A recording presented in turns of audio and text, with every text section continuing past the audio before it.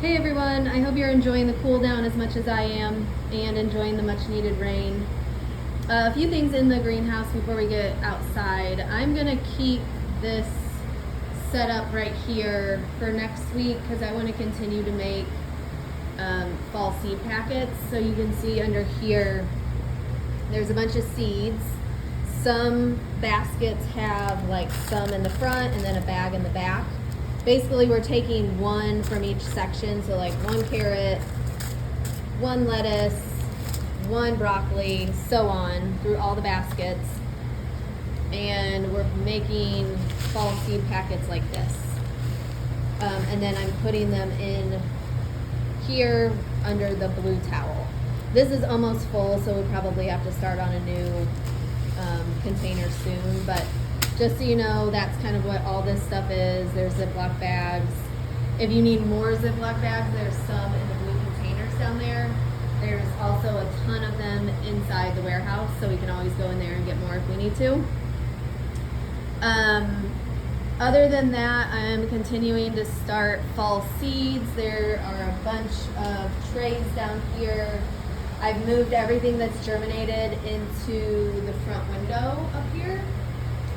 So we just need to make sure that everything is staying watered.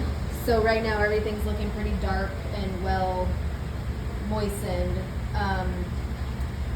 But we'll just need to check daily. So with these, I've been watering a little from the top just to make sure that the seed, which is pretty close underneath the surface of the soil, is getting water. But then I'm also putting a little bit of water down here in the bottom of the tray so that it can suck it up from the bottom too, so it doesn't dry out too fast.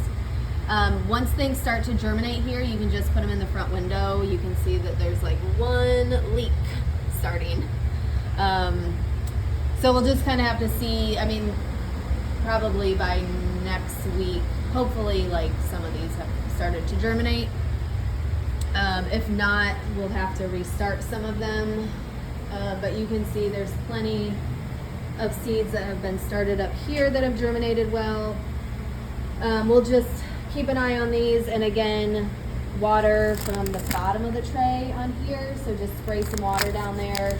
I would say like until there's like maybe 1/4 to 1/2 of an inch in the bottom. And then you can kind of just wait and see if the water has made it up to the surface. I don't know really how long that takes, but if you water it, give it a little bit, you should see the top of the soil look damp. If you don't, then just add some more water. Most everything else in here I think is pretty self-explanatory, just keeping things watered. Okay, so outside, and we are supposed to be getting rain this week.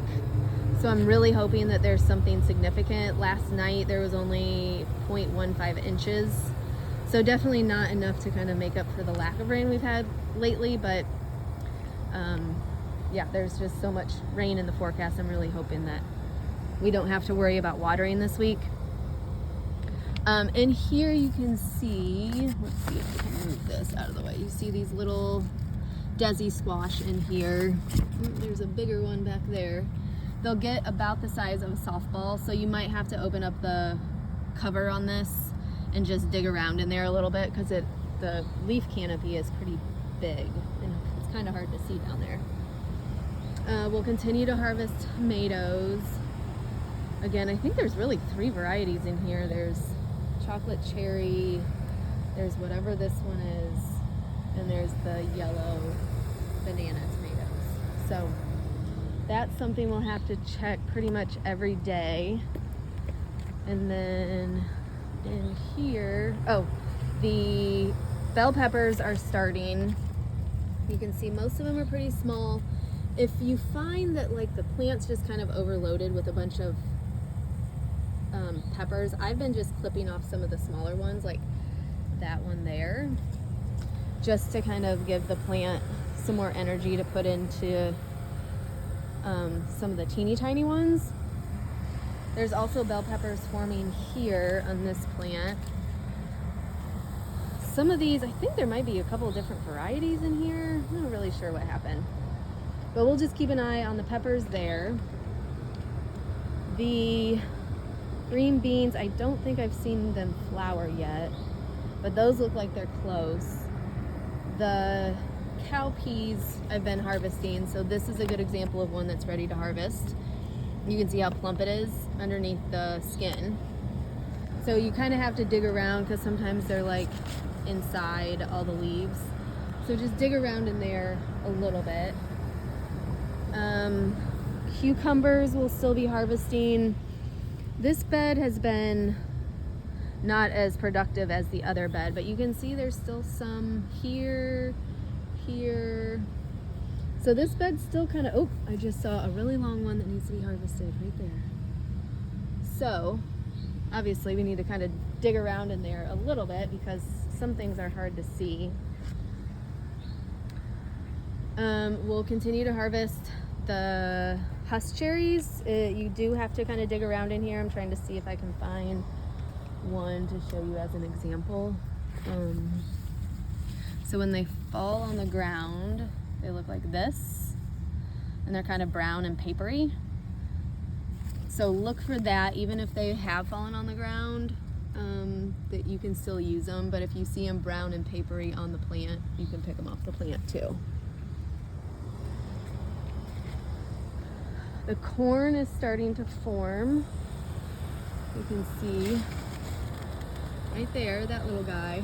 I need to figure out if I need to spray because I know corn is just so hit hard by caterpillars that kind of destroy the corn itself. So I might be spraying with BT as I see these kind of pop up. Continue to harvest peppers.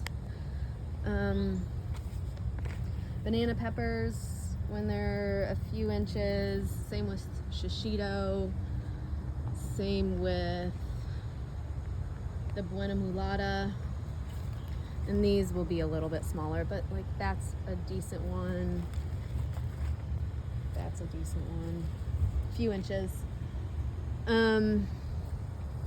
Tomatoes in this bed, even if they're like the ripeness of this, I've been taking them a little bit early and just writing on the bags ripen at home because I would rather get them when they're a little less ripe than something happened to them. And I have been seeing like this one, you know, if they're easily nibbled, they will be destroyed. So keep an eye on that. There's more cucumbers in this bed. You can see there's some right there, which I'll probably harvest today, but there's I don't know if you can see those. There's some little guys down there. So this is another bed. You just kind of have to dig around a little bit, which I know is not easy given that it's covered with this, whatever this kind of cover is called, to keep things out. Speaking of keeping things out, I've been talking to the guys in the warehouse. They are going to try to trap the groundhog next week, so I'm really, really hoping that's successful, because it's been just a huge pain lately. So fingers crossed that the groundhog gets relocated next week and another groundhog doesn't move in its place. We will continue to harvest also the snake gourds. So you can see one there. That's about the size I would take it. What is that? That's more than 12 inches. 18 inches, I would say. And I just mark on the bag, peel and cook like summer squash. But you do have to go outside of the fence to look around and see if you see any others. And I don't see any right. Oh, like there's one. Oh, actually there's a huge one right there. I just noticed. But like that guy, you know, pretty soon those will be huge. So you'll just have to come out here and kind of look around. This plant is just insanity.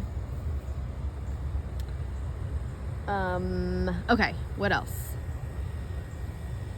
You'll see that the okra has been really hit hard by the groundhog. I'm hoping that it gets caught next week and we can take off this netting and like trim back the stuff that's been nibbled on. You can see there is some there's definitely new growth in there, so I think the plants are okay. It's just gonna take way longer for them to produce now, so is what it is. 2 beds need to be watered daily if we're not getting any rain. Bed 22 has I think we put green beans, bush beans in bed 22, and we put beans in this bed because I've just been so disappointed to not get any pole beans this year. So I guess we're just gonna do a bunch of bush beans, and we'll have kind of a late season harvest in bed 16. So I'm really hoping that again that we don't have to worry about watering this week. It looks like there's plenty of rain in the forecast, but we'll just have to keep an eye on things and see how they look. I am out of town next week, Tuesday through Friday. So I'm going to touch base with a few of you who come on those days just to make sure that you'll be here. And I think that's probably about it. If you have any questions, feel free to call or text. Again, I'm out of town, but I will be checking my phone as I'm able to. So feel free to get in contact with me and let me know if anything comes up. Thanks as always for your help. Talk to you soon. Bye-bye.